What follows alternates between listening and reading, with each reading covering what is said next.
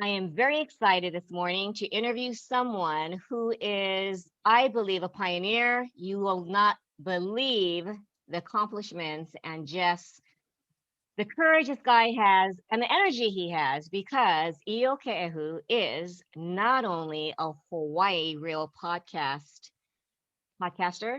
created in 2019, September, shortly before the pandemic, right?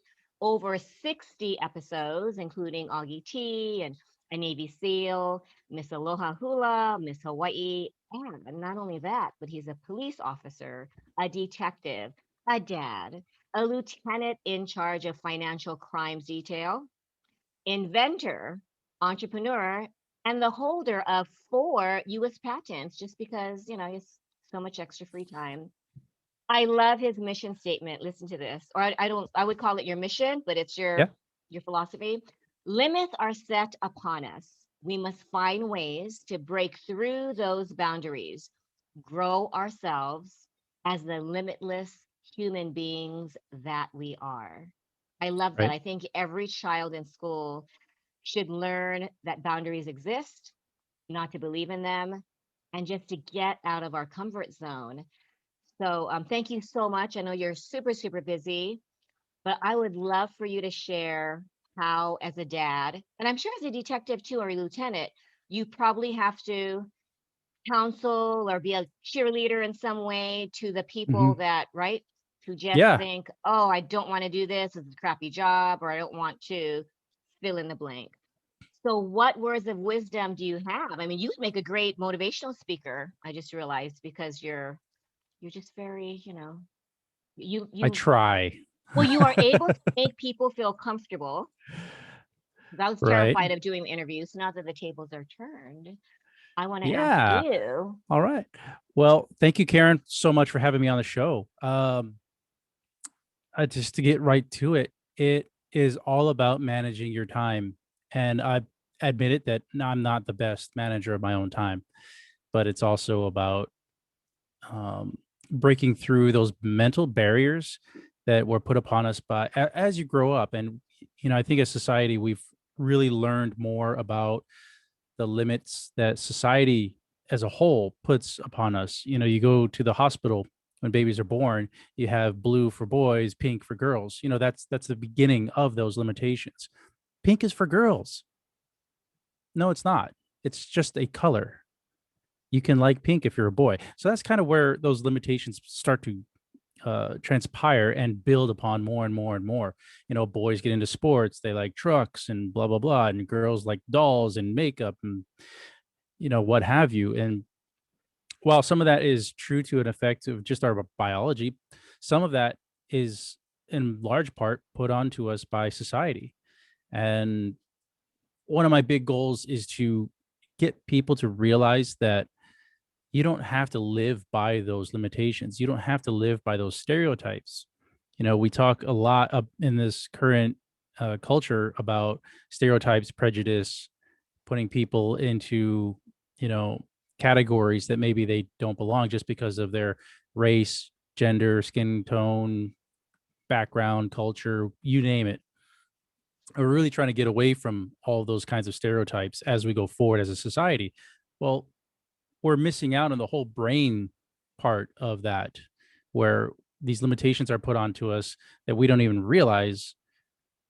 And those limitations tend to stop us from reaching our real full potential and going for the things that we want in life. And I guess to get down to the nitty gritty of that is that at the root base of what I try to use when I get rid of those limitations is helping people. How can I use whatever knowledge, experience I have or can gain to help other people in whatever way, shape, form that happens? So when you talk about the patents and holding the patents, uh, I'm a hockey goalie and I grew up playing roller hockey, and we just couldn't slide on our knees on the ground the way that ice hockey goalies slide on their knees on ice. So nobody was solving that problem. So I took it upon myself and just started buckling down and creating products and narrowing it down and prototyping. And figuring out how to make a viable product that I could sell to other goalies that had the same problem that I did. So in effect, I was helping myself, but helping thousands of other goalies around the world to do the same or solve the same problem that I was having. And it was just taking the time out of my day because I was still working a full-time job doing that. And the time that I wasn't at work, I was working on this project in the background. And I'm sure you know, as a teacher and educator, that a lot of things we teach kids these days and problem solving and getting through your big projects is chip away at it. As soon as you get that project, you start on it little by little, do it half an hour a day, an hour a day, something like that. That's how I've been able to tackle most of these issues and problems and accomplish all of these things that I have. I just take an hour a day, half an hour a day, but do it every day. And I have a calendar and I'll put on the calendar what I did for that particular project that day. So do you time block? Sometimes the time block is just, I'm really scatterbrained and unorganized, like a lot of people. I'm not the greatest. I don't journal. I don't really plan things. I'm terrible at it. But it's about using the free time that you have during the day and getting rid of that free time and turning the free time into productive time. That takes discipline, though, because sometimes when you have free time, you just end up, binge watching, yeah. or you think, I'm going to just watch YouTube for 20 minutes, and then 3 hours go by, and you think, like my daughter has the paper, and then she's like, Mom, want to watch this? And I don't, I didn't want to lecture. I'm like, oh, well, when is your deadline? And I know that I shouldn't, but you just like tiptoe around it. How do you choose to be productive during your much needed downtime? I look at it as I find passion projects to do. And when I find those passion projects, and it's not just a hobby that can help myself, I try to find these projects to help other people. And sometimes the helping other people is not immediate. It may be months down the line when I can actually turn this into something that I can help people with. But when I get the realization that, hey, if I do this all the time and I build it into something that I want, it will help people. And, whatever problems they have it could be a small problem, could be a very large problem. But that helps fuel that discipline to do it every day. And it also helps to have, family members, friends that are supportive of it. But at the very end of the day, it's your own brain that you have to be supportive of yourself. And Yes. so much of that. And I put a video up on YouTube a while ago when you talk about the discipline part and just, sitting down, being lazy, watching the football game or watching YouTube or getting lost in TikTok for too long. And just getting to that starting point, what I have to tell that subconscious part of my brain is stop being effing lazy. Get up off the effing couch. I cuss a lot. Get off the effing couch and do it. Stop stopping yourself and just effing do it. And I say that to my own subconscious a lot, so many times, just effing stop or just effing do it. Whatever it is that's stopping me or hindering me from getting that progress moving, it's just effing do it. And, it's like Nike's slogan, right? Just do it. Do it. And it's just, it's that. It is that simple. But we have those barriers that have been put onto us by society throughout our entire, lives. So 40 years, 50 years of having these blocks on you, these limitations in your brain that you didn't realize. And now you're coming to a point where, are you going to take that step and say, just do it? Are you going to What's take that leap default of faith? thinking, right? Don't you think it's default Yeah. thinking? Because like you said, it's been decades. So I love the story where you decided, I'm going to just do Hawaii Road podcasts. And you were mentioning how you tried to get guests on and even your friends wouldn't do it, right? Yeah. What propelled you? You just said, I'm going to do this no matter what, and just keep getting the no's. I'm stubborn.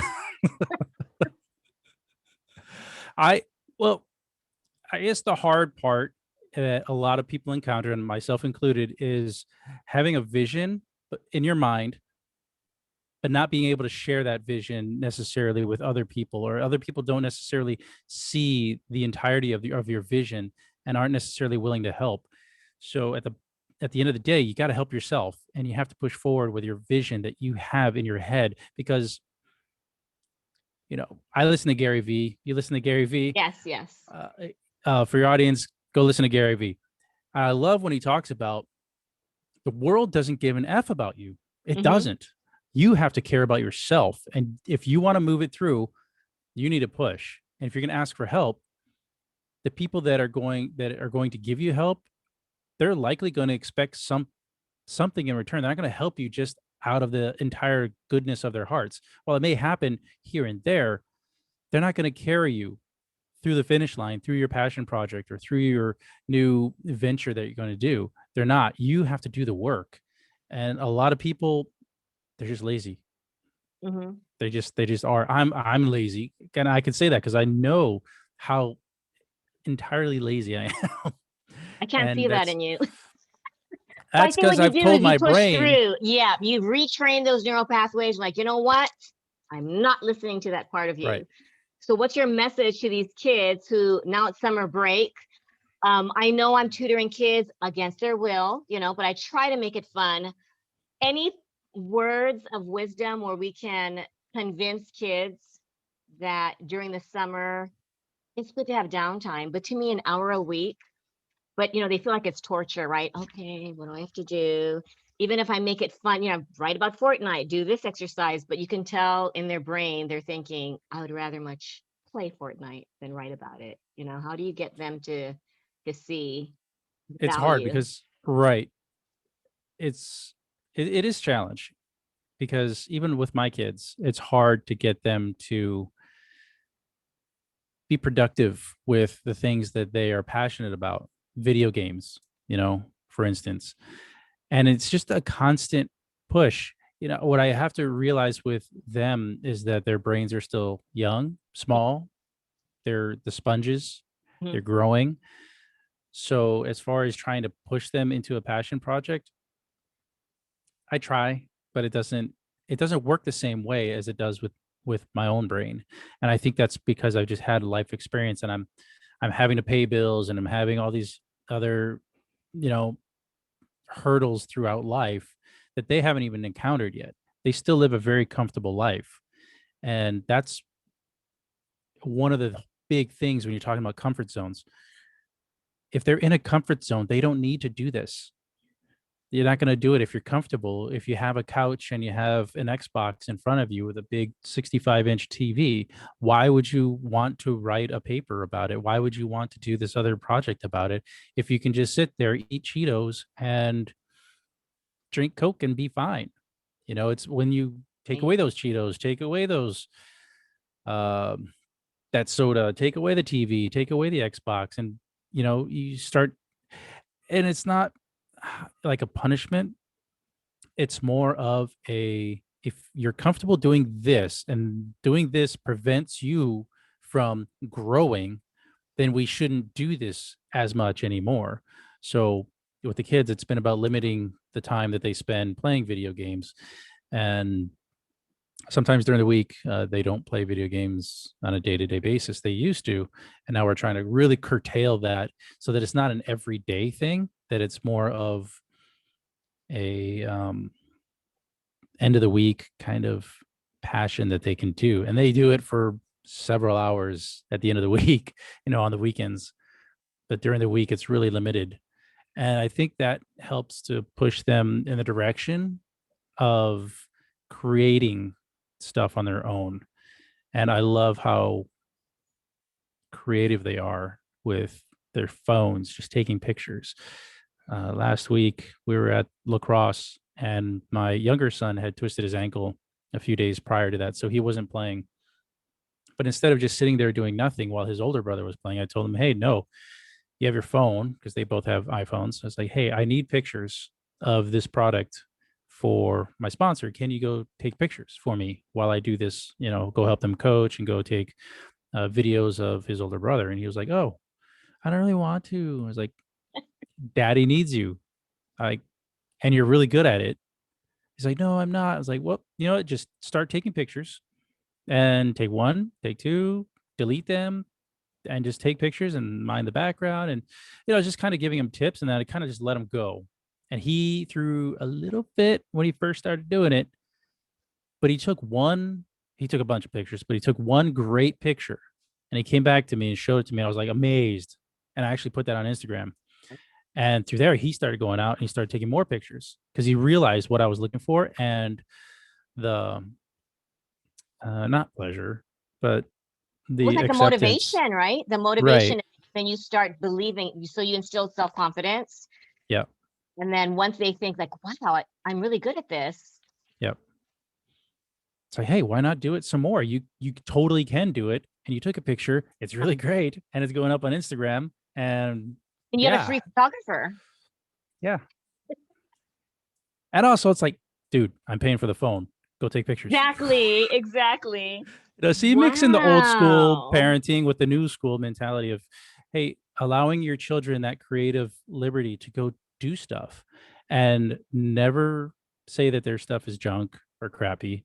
Just improve upon what is quote unquote junk or crappy. That, hey, okay, that's a good start. Take some more. No, I can't use that yet, but I know that if you keep taking more pictures and improve upon that little by little, it'll be great. And for him, it took him all of 20 minutes, Isn't that amazing? I love those Yeah. words, creative liberty. I think a lot of times we think, and we were talking about earlier, that it's a waste of time or you don't see the value that the kids, they really enjoy fill in the blank. And we just think, oh, that's just so unproductive. But if you give them a chance, I guess we have to be open minded too, right? As parents, Yeah. we have to be open minded, release judgment. So, can you share an example where, I mean, that's a great example where you just, it started off resistance and then all of a sudden you got your perfect shot. But what about in your own life where you overcame a hurdle where you thought, you know what, I don't know, I don't know if this is going to go. And then you persisted. Well, like the Hawaii Real podcast, right? That's something where you mentioned like you were asking people, your friends, and like, no, no, no. And then all of a sudden, I mean, to have a Navy SEAL and Augie T and Campena and Miss Aloha, I saw someone and she said that she felt intimidated. And I thought that's how I felt. Driving there, I thought, oh my gosh, I don't know if I can do this. But you have a way of making your guests comfortable. How did you even? It does take courage though to ask, like Pat Psyche, Right. ask So people of that caliber. I kind of have a ace card up my sleeve. So being a detective, part of that was Oh. interviewing complainants, victims, and interrogating suspects. And unlike the movies where you have, a table and you shine the light on the person and Yeah. you did this, blah, blah, Yeah, you blah. threaten them. I'm gonna put you in jail if you don't tell me. Yeah, that doesn't work Doesn't work? at all. Never. Like hardly works in the movies, really doesn't work in real life. People just Okay. clam up, they shut up, and they don't want to talk to you. You have to take the other route. You have to make people want to talk to you, and there's strategies that are taught to us as detectives that really open up our own minds to how we can communicate with other people to get them to spill the beans. And sometimes it's the victim that needs to really be comfortable with us to share what happened to them. And other times it's the suspect who really doesn't want to talk, Mhm. wants to plead the fifth, and really just wants to clam up. But you can kind of see and tell by their body language that there's a lot going on with a person and there's a lot of weight on their shoulders. And when you start talking with them and you start using these techniques of making them comfortable, making them feel like the world is not that bad. The things that they did is not that bad. It sucks. It's that's why they're here under arrest, but it's not the end of the world. Bad things happen. People make mistakes, those kinds of things, and being really um, empathetic with them, they really start to open up. And when they start to spill the beans and tell you about why they did what they did and they start admitting, you can kind of see the release and the tension just kind of flowing off of them. And they start to become comfortable and they start to tear up. Sometimes they start to cry. Sometimes they get really frustrated and they're not frustrated at the interviewer. They're frustrated at the situation that they're in, the situation that they were in prior that led them to do the things that they did. And they're so relieved to be able to get that off their chest and tell their story. And that's kind of where I started to see that, hey, these people that commit crimes, they have a story. And that's part of my job, is to get that story out. And it's not always a bad story. Sometimes it's a story where the criminal is the victim of a lifelong, just pile of crap that just led them into that position that they are, and the choices that they made.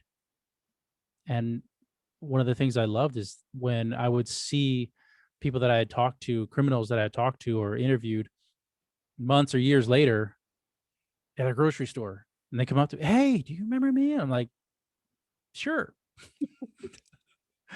And they just start, when you talk to me and, you really opened my eyes and saw that, what I was, the path that I was on was wrong. And all these things in my life kind of led up to that. And, it's not my fault. It's my dad's fault, and blah, I can change, blah, blah, blah. And so those kind of situations really opened my eyes to the fact that so many people have stories. And when they start telling these stories, they really start to open up and they really start to share. But not only that, they really start to open up their own souls for themselves. And when you put out a video on YouTube for the universe to see, you kind of let it all out. And when you let it all out, other people see that, it frees you up to be who you really are and allow yourself to do things that you really want to do. And I found that personally with the podcast. I think if you watch some of my earlier episodes, I was very nervous, didn't talk very well.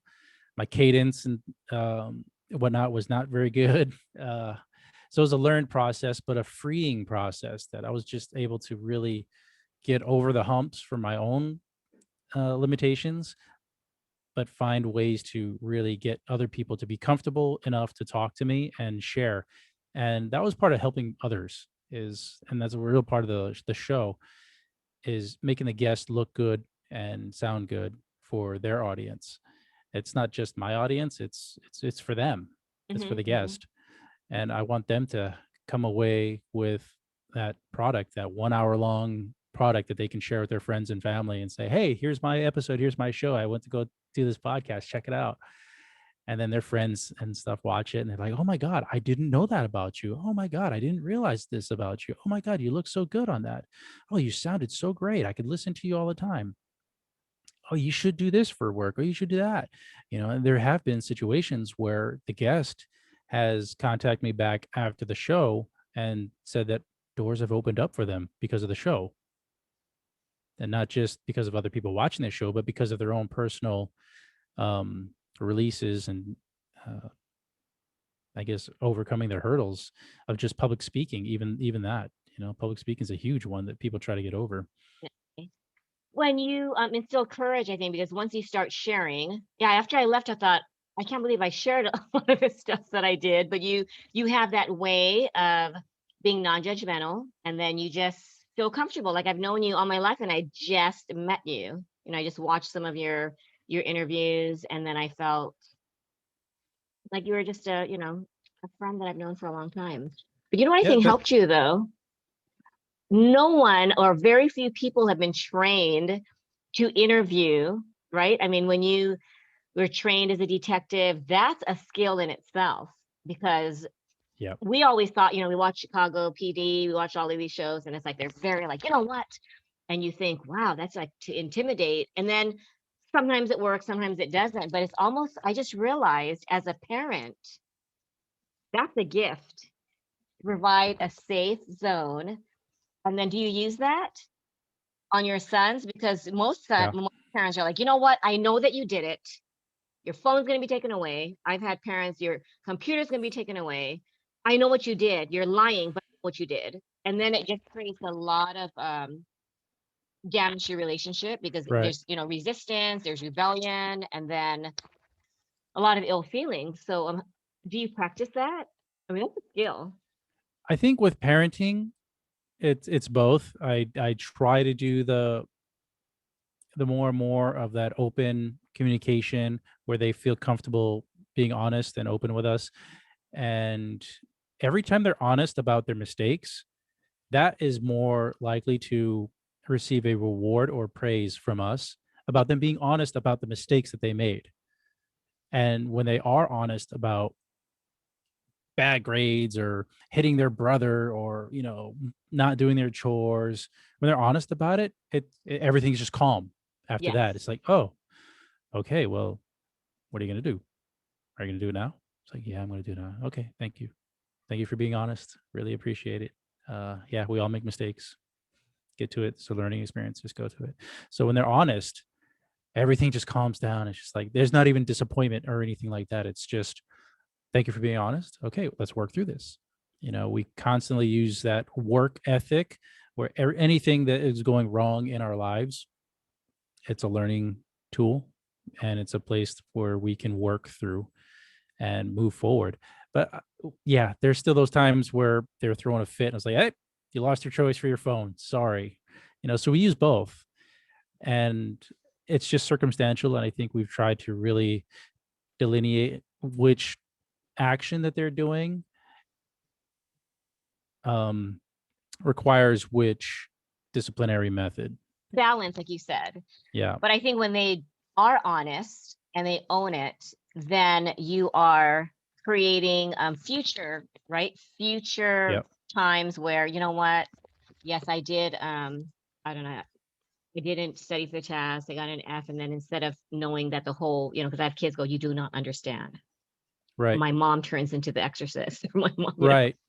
And as parents, we've tried to really stay away from becoming the bad, angry, big mama bear, papa bear kind of thing where we're yelling and grilling at the kids. That does happen, but we've really looked inwardly on ourselves, and she and I will communicate when that does happen and we see it in the other parent. It's like, oh, slow down, slow down.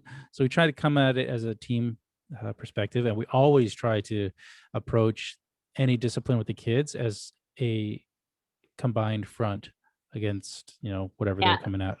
Like it's never mom versus dad. It's no mom and dad versus you, buddy. It's like, Well, and that is hard sometimes because, I've right. learned over the years, it's like, a lot of parents to be, you wait till your dad comes home or, like, Yeah. you want mom to know this. And then you do pit each other again, right? It's like mom versus dad. And then this is where I think sometimes kids know, oh, you know what? Mom said no, but I know I can change your mind. Or I'm going Right. to tell dad. We really try hard and strive to not do that. And we call the kids out on it when they ask mom for something and she says no, and then they come and ask me for something for the same thing. It's like, what did mom say? Say, oh, she said no. Then why are you asking me? You You want to know the change your answer. mind? Yeah. It's like, no, this and we explain to her. I don't get mad at them. I explain to them, it's not gonna change my mind. It's just that's the way it is. Like if she said no, that it's no. So yeah, we try to be really mature or treat the kids like they're more mature than their age requires. We want them to be older, I guess, in their mind than their actual age. And they're really capable of that type of thing. When you treat them like they're older than they actually are, no, they respond Well, they'll quite well. rise to right because that's what Hmm. you expect, which is why when you hear, like people baby talk, and then you realize if you talk to like like I talk to my 4-year old, like and then it's Yeah. amazing how they start becoming mature, and then you actually have a conversation about why they can't get away with not doing work because they'll be like, oh, I have an itchy spot or my head really, really hurts. Or I have a really bad memory. And then, I say, what, 56, I have a bad memory too sometimes, but it's the way that we train our brain. Wow. So in closing, well, actually, you asked me this, the 3 words or what phrases that you have, that's your mission or your philosophy. I'm sure it's based on, the limits are set upon us, but what if it was just limited to 3 words? What would you say? Just do it. I like that. I guess I would have to Wow. steal that from Nike. Um, Those are I think powerful words though. they are. And what boggles my mind is that we see that being that phrase being so successful with children and parents in areas like athletics and sports, where they will take their kid to the park 5 days, 6 days a week so that they can train soccer. So they can be what? Good at kicking a ball. They're like, or playing basketball, like good at throwing a ball in the hoop. Hey, that's fantastic. That's great. Why can't you take that same drive and mentality into something else, into schoolwork, into entrepreneurship, into building something for yourself? Also, it's I see parents drop off their kids, and I used to be one of those parents. You drop off your kid at the park so they can go play sports, and you just sit there, read a book. Hmm. It's like that's like an hour and a half every day, or an hour every day that they're at practice, that you could be producing something small, a little bit by a little bit, but you could be doing work instead of sitting there. Uh, I'm probably bad right now to say this, but I don't read anymore. I used to, but I have stopped, and I've started using that time to be productive. And I don't have time to sit down and read. I just don't. So and at the same token, I don't watch sports anymore. Or if I have, I love hockey. So if I have the hockey game on, the hockey game is on one screen, work is on another screen. So it's on in the background. So anything that's going on, it's always in the background. It's never my focus. So I just watch them when they score, and I yay, and then get back to work. So, and some people need 8 hours of sleep. You don't, especially when you're stuck in a pickle and you have, struggles, and you're struggling to make ends meet. It's like, you don't, you're not going to be successful if you get 8, 9 hours of sleep every day. That means you're not trying hard enough, because you work these full-time jobs, and you come home and you have the kids, and you have to deal with the children. And then I usually don't start getting to work on my stuff until 10 o'clock at night. And then I'm waking up, around 6:15 in the morning. So right there, if I'm starting that late at night and chipping away at my projects, an hour here, an hour there, the projects are getting done. I'm sacrificing some of the sleep, taking care of myself in other ways. But life is short. It's, if you don't start doing something with your life, um, you're going to run out of time. Hmm. But on the same token, for kids, it's like you have time, but you don't have time to just whittle away and play video games all the time. If you love video games, figure out how to write code. If you love video games, figure out how to story write, how to screenplay, how to choreograph stuff.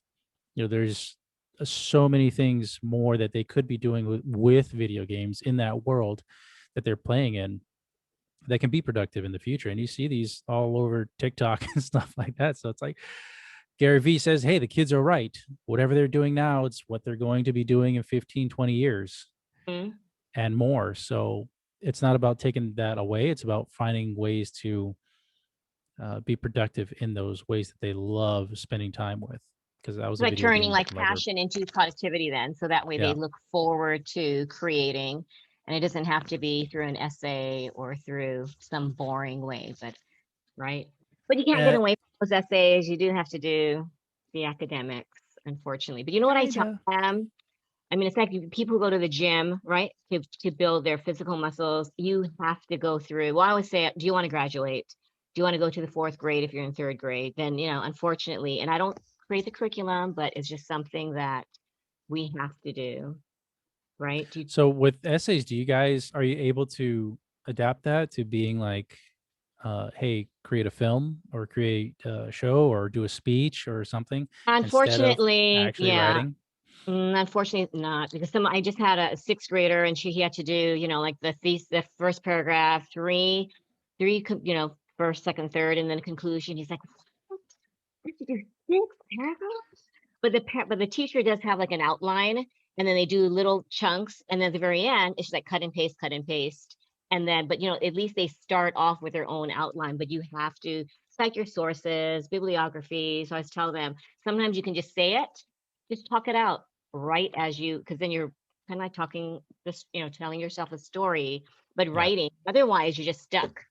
And if you're stuck on the right, not on the right words, it's writer's block. Just write, no matter what the grammar is, the spelling, no matter what it is, because I mean, you've done those papers. Oh, it's like the reports. Don't you folks have to do reports as detectives? That's storytelling. It's basically what it is. Hey, what happened? And you just go down chronologically what happened.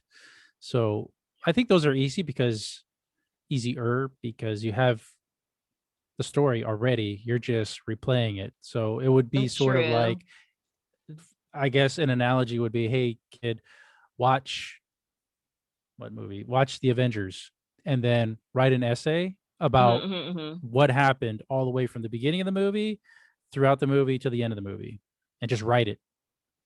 Yeah, see, that's easier. The right now, schools are trying to do like persuasive, essays, or write about civil rights, write about what you think civil rights means to you, give examples. And so they really, you can't really Google it. You have to say, well, give examples of how you overcame At what age are these kids obstacles. writing that? Middle school, They don't middle know civil school, and rights. then how's this? They have no Come up with an idea. invention. Come up with an invention Yeah. that you feel. And I thought, wow, and you have to write it and you have to create it. You have to do like and it doesn't have to be real, but someone Yeah. created they got a fishing net, and it was something to do with, it didn't have to work, but he wanted to do something where like it electronically would scoop up the garbage in the ocean. So he could do like a pinwheel and it didn't have to work, but it does take time. Then you have to explain it, Yeah. grammatically correct, and do instructions. So that's where, if English, and it's like you can have it in your head, but sometimes, as you know, when you write, it comes out totally different. So I always tell kids, read it out loud, because they Hmm. might say the word the too many times, or it's like, wait, did you just read that? Oh, that's not what I thought. Yeah. It's what you have in your head. So And they may have like a genius idea in their head. They just having a hard time putting down on paper. yes. I've found that to be a struggle too with myself is just putting it down on paper. One idea could end up being like 6 pages of stuff that's just kind of mush. But if I talk about it, or if I show pictures of it, or I show a quick video of it, it's like, oh, that's what it does. Oh, that's easy.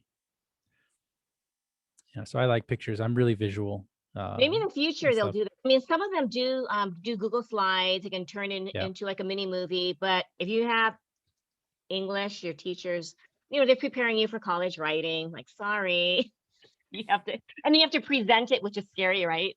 Read your essay plus come up with visuals, do a Google slide, and I think, wow, it's just, and then upload Well, it. that's preparing them for the future when they're going to have a job and they're going to have to do that. So I mean, that's all preparatory. So there's definitely value in that kind of stuff. And Definitely. And when you think about it, you have your own audience, because you have to be one of 20 squares. So you're presenting, and that's what's different. We never had that back in our day. You never would have even done this I'd rather do Zoom that type of. than get up in front of people in a stage or in front of the class and do it. That's always nerve wracking too.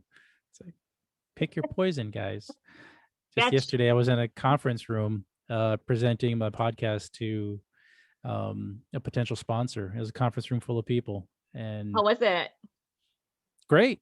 I, but again, it was talking about my passion, so I could just go, and all my ideas are just flowing out, and really putting my vision out there verbally to them to really digest and hear. And I hope I didn't overdo it.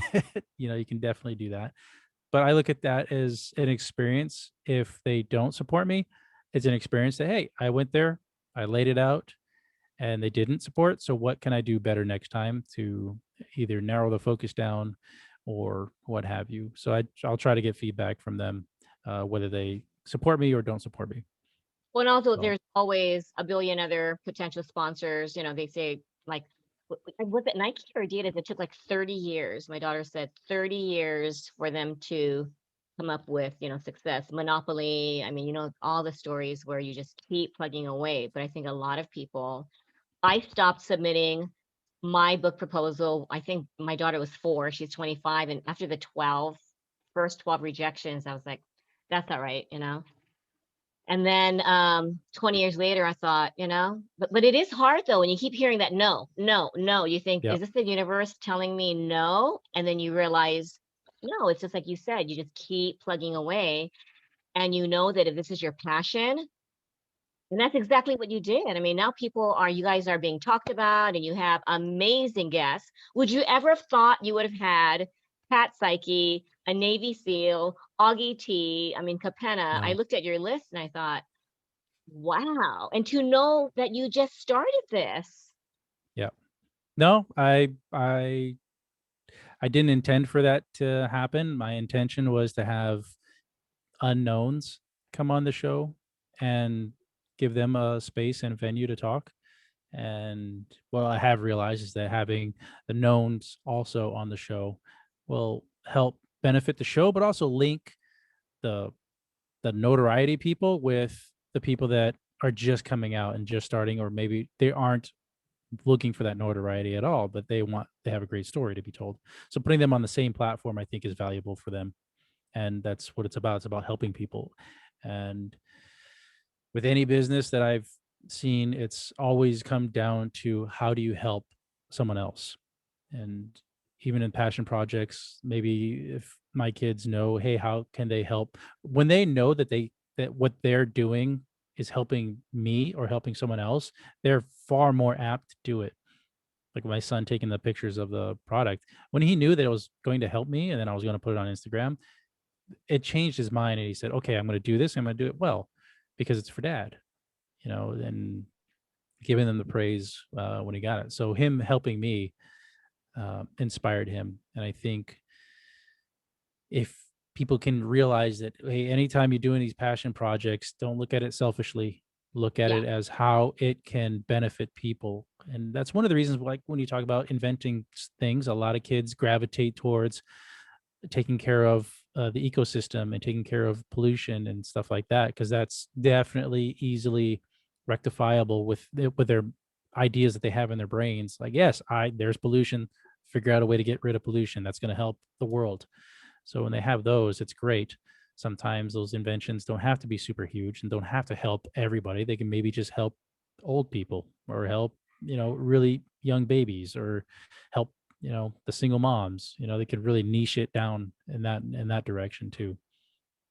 But Thank you helping so people. much. Yeah, that's the I think that, might be the secret to getting kids to even do their homework, because you know what they're doing? They're helping their brains. And I always tell them, if you, right, you need to do this, this, and this to build your brain. Otherwise, I mean, you're still right. And when you realize that you're building your brain, and if you just like get stuck in just video games, you just get stuck in like not doing what, right? Not do and Right. helping alone not only is something they want to do, but like you said, it just sparks. And look at your son from I don't want to do it to just, hey, Yeah. And my older son's learning to edit. So of wow. course he wants to make money doing it. I'm like, yeah, that will help me. And yeah, you could probably make money on the side. So learn to do it and get And good that's at it. a So big, big thing now. That's a big yeah. thing. I hate editing. So I might be calling your son. And these teenagers know how to do it Yes. quickly. Yes. And then, with us, the whole technology thing is still fairly new. But you know what? Thank you for that cut and paste hashtag tip. Or I'm sorry, No problem. tagline. Oh, real quick, I just, how that the way that we see things, like, the number sign. I was doing this assignment, and I showed her the number sign, and she goes, the number sign, isn't that a hashtag? They It's a don't see pound. it as It the was a number sign. pound sign. Pound sign. That's what I said. Yeah. It's a pound sign. And she goes, pound? Miss Karen, I thought that was the hashtag. And I just started cracking up. Generational thought Yeah. process. Well, you have I'll, an I'll, enjoyable Memorial Day weekend. Are you working on Monday? yes, I am. We'll take time for a little bit of downtime. When I sleep. Okay. I Okay. will. Okay. Thanks, Eo. Take care. Thank you so much, Karen. Okay. Bye bye. Bye.